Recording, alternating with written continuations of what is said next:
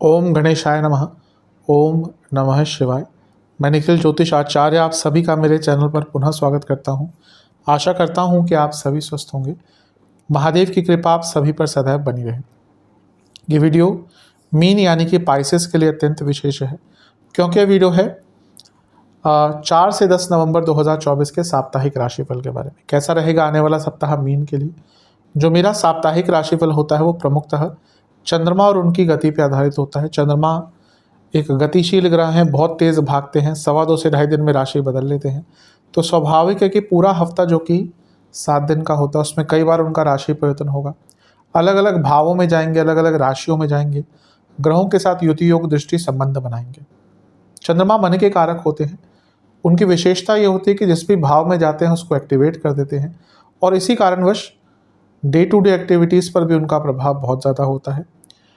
और इसी कारण से साप्ताहिक राशिफल की विशेषता बहुत बढ़ जाती है। किस प्रकार से चंद्रमा की इस गति को समझें, किस प्रकार से आने वाले सप्ताह को थोड़ा प्लान आउट करें, ज्योतिष के माध्यम से थोड़ी गाइडेंस प्राप्त करें, क्या संभावितः अच्छा क्या संभावितः बुरा हो सकता है, इन सारी चीज़ों को जानें।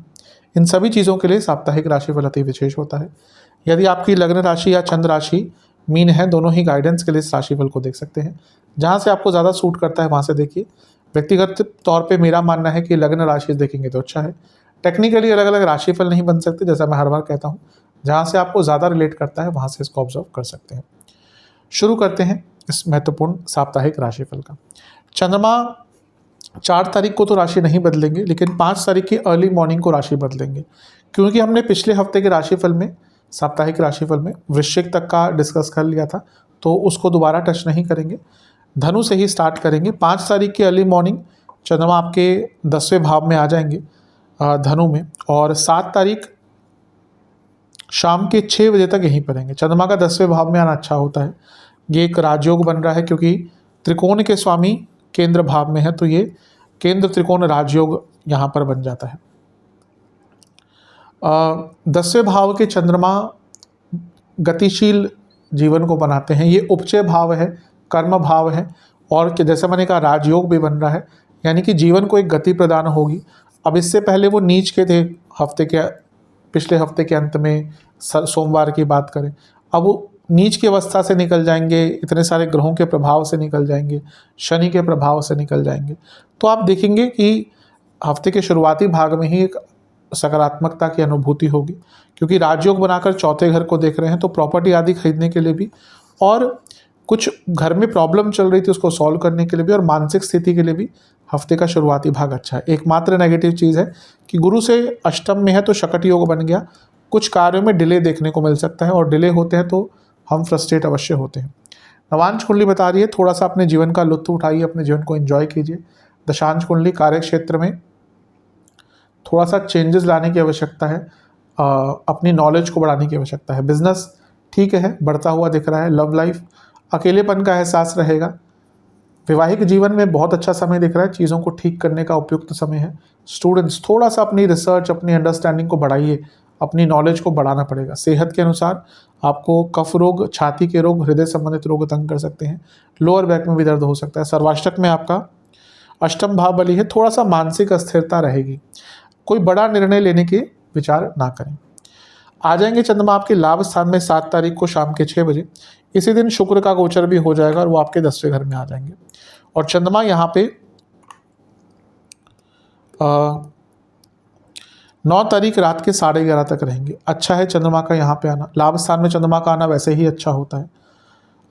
यहाँ पे आके वो अपने ही स्थान को देखेंगे, यानी कि पंचम भाव को, तो क्रिएटिविटी भी रहेगी, पैसा भी आएगा। ये लक्ष्मी स्थान है, ये भी अच्छा। और चंद्र मंगल योग बन रहा है। जो लोग कुछ नॉर्मल से हटके कार्य करते हैं उनको यहाँ पे लाभ कमाने का बहुत योग मिलेगा।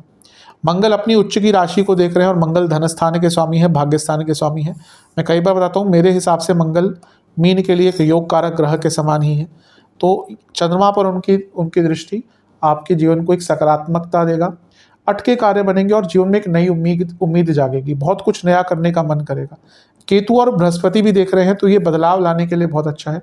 जो भी आप लॉन्ग टर्म शॉर्ट टर्म बदलाव लाने का प्रयास कर रहे थे, उसमें आपको अच्छा रिजल्ट प्राप्त हो सकता है। तो बहुत अच्छा समय है, भाग्य का भी साथ भरपूर मिलेगा और लाभ तो आपको मिलता हुआ दिख ही रहा है। तो इस समय का भरपूर लाभ उठाइएगा। करियर हो, बिजनेस हो, पर्सनल लाइफ हो, हर चीज़ में कुछ ना कुछ प्राप्त करेंगे। नवांश कुंडली बता रही है कि अपने ऊपर ट्रस्ट बढ़ेगा। दशांश कुंडली, कार्य क्षेत्र में कई अटके कार्य पूर्ण होंगे। बिजनेस, प्रेशर बढ़ेगा लेकिन पैसा आएगा। लव लाइफ, एक ही चीज़ कहूँगा कि थोड़ा सा ना समय दीजिए अपने पार्टनर को और उनको जानने का प्रयास कीजिएगा इस टाइम पे। वैवाहिक जीवन सब ठीक है, ऐसी कोई दिक्कत नहीं दिख रही, लेकिन कुछ लोगों की बातों में आकर अपने वैवाहिक जीवन को खराब कर रहे हैं। स्टूडेंट्स, अत्यंत शुभ समय है, बहुत शुभ समय, भाग्य का साथ मिलेगा, कार्य पूर्ण होंगे। सेहत के अनुसार बीपी की प्रॉब्लम, गले के रोग और थायराइड की प्रॉब्लम। सर्वाष्टक में आपका लग नहीं बली है, जैसा मैंने कहा, कुछ महत्वपूर्ण निर्णय लेने का, अपने जीवन को एक सही डायरेक्शन में लेके जाने का, कुछ लॉन्ग टर्म प्लानिंग का, शॉर्ट टर्म प्लानिंग का बहुत अच्छा समय है। 9 तारीख रात के 11:30 बजे चंद्रमा आ जाएंगे आपके 12वें घर में, यानी कि कुंभ में। सप्ताह के अंत तक यहीं पर रहेंगे। चंद्रमा का 12वें घर में आना बहुत अच्छा तो नहीं माना जाता। कुछ खर्चे होते हुए दिख रहे हैं, यहाँ पे खर्चे बढ़ेंगे आपके, लेकिन विदेश से लाभ मिल सकता है। लक्ष्मी स्थान के स्वामी 12वें घर में, 12वें घर के स्वामी के साथ हैं। शनि विपरीत राजयोग बना रहे हैं, कुछ अटका हुआ पैसा भी आ सकता है, चीज़ें आगे बढ़ेंगी। खर्चे भी होंगे, लेकिन कुछ अच्छी चीज़ों पे खर्चे होने का मौका मिलेगा, और कुछ व्यर्थ के खर्चे भी होंगे। लेकिन मानसिक स्थिति पर बहुत ध्यान देना है। चंद्रमा मन के कारक है और पंचम भाव के स्वामी है। अचानक आप ना ड्रास्टिक चेंज और कॉन्ट्रास्टिंग डिफरेंस पाएंगे जब तक यहाँ पे होंगे, और यहाँ पे आने के बाद, यानी कि 9 तारीख रात के 11:30 बजे के बाद अचानक से ना मन आपका बहकना शुरू हो जाएगा। बहुत चीज़ों में मन आपका जाएगा, तो अपने मन को विचलित होने से बचाना पड़ेगा। गुरु से केंद्र में है तो ये गजकेसरी योग बन रहा है, अच्छा है। मंगल के अष्टम दृष्टि अभी पड़ी है, यानी कि विदेश से पैसा, अचानक से पैसा, गुप्त धन के सोर्सेस हैं, पैसा बढ़ेगा। धन के रूप में बुरा नहीं दिख रहा, लेकिन मानसिक स्थिरता की कमी रहेगी और व्याकुल बहुत रहेंगे। एक होता है ना, हम कभी कभी बहुत व्याकुल हो जाते हैं, वो चीज़ें यहाँ पे दिख रही है। नवांश कुंडली कह रही है पुनः, जैसा मैंने कहा, खर्चों पर कंट्रोल और वाणी पर कंट्रोल। दशांश कुंडली, कार्य क्षेत्र में हर चीज़ पर रिएक्ट मत कीजिएगा, केवल अपने काम से काम रखिएगा। बिजनेस, पैसा आएगा। कोई लीगल केस चल रहा था, कोई किसी से कॉन्ट्रोवर्सी चल रही थी, कॉम्प्रोमाइज़ करने का मौका मिल सकता है। लव लाइफ, गाइडेंस की आवश्यकता दिख रही है थोड़ी सी। किसी बड़े व्यक्ति के साथ बैठकर अगर प्रॉब्लम चल रही है तो सॉल्व कीजिए। वैवाहिक जीवन, अगर बहुत प्रॉब्लम भी चल रही थी ना, उसको ठीक कर एक नए सिरे से शुरुआत करने का मौका मिल सकता है। एफर्ट्स आपको ही डालने पड़ेंगे। स्टूडेंट्स की जहाँ तक बात है, सब ठीक है, बस एक ही प्रॉब्लम है, आप ओवर कॉन्फिडेंट भी दिख रहे हैं और अंडर प्रिपेयर्ड भी दिख रहे हैं।